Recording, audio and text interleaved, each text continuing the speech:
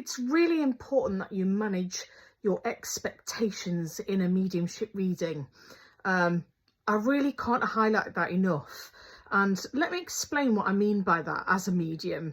Of course, when mediumship readings are booked, they are booked with the thought of someone in mind who you want to connect with, because what would be the point? We don't want to just connect with anybody. We want to connect with somebody, somebody specifically. It may be that you've booked a mediumship reading because you've lost someone fairly recently, or you're grieving hard for somebody and you desperately want to know if they are all right.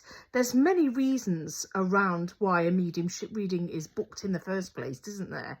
But I think it's really important to explain what I mean by managing of expectations. Mediumship, to clarify, is connecting you with somebody that's passed away. It will always be somebody you know, but it might not be who you expect. Now, what I mean by that is mediumship's not an exact science. It's not predictable. And this is why some people will tell you one medium is absolutely incredible, and somebody else might tell you that they're okay, but it was not brilliant. And that's because we can't predict who it is that you want to talk to. In the same way, and now this is quite rare that people do this, and one of the biggest bits of advice I'll give you is don't tell a medium who you want to connect with unless you trust them. Because it's important. It's important you do your homework before you go to a medium. Don't just go to anybody. You know, watch them. I do a lot of live videos on purpose, because you can see if you feel that I am the right medium for you. But do your homework on that. But back to what I was saying. If you tell a medium, you know, I want to speak to my mum. I don't want to speak to anyone else. I want to speak to my mum. The reality of that is we still can't make mum come, because it doesn't work like that. And there can be a reason around that. Your loved ones are around you. They are. They're watching what you're doing. They're watching your everyday. They're watching the things that you're up to, the things that you're doing. But because they are, they also see your grief, your pain that you're going through from losing them.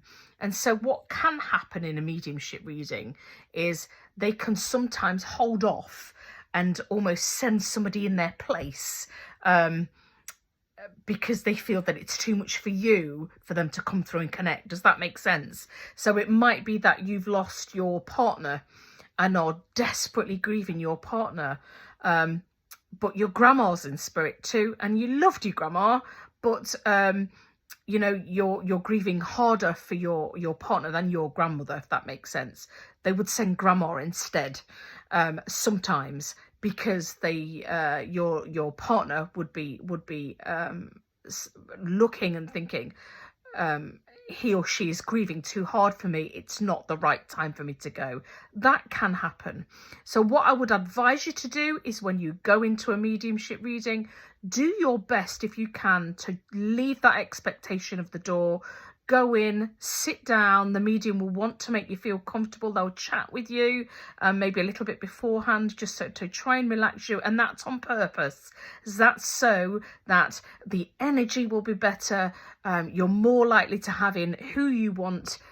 If, like I say, your loved ones feel that you're relaxed, just to sit back, try your best to relax into it, and hopefully you'll get through who you want.